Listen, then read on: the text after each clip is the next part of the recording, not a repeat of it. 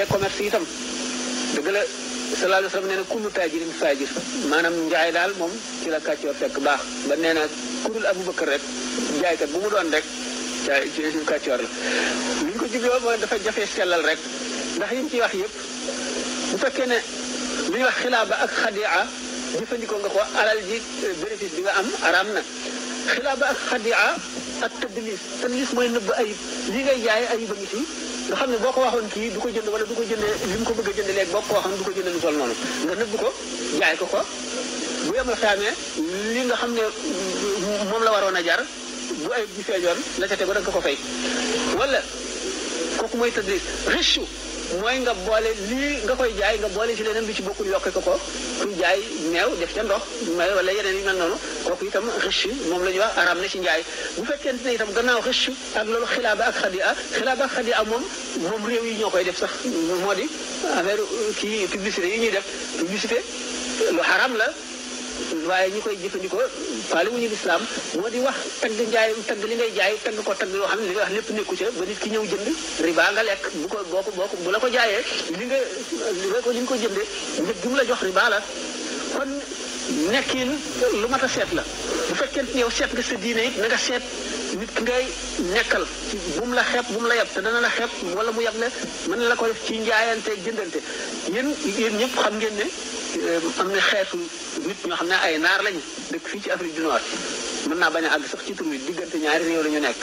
bu Afrique du Nord dee ñetti réew ñetti digg ba xam ngeen ne am nañ tur bu bon te dara waralu ko lu dul yu mel noonu kon nag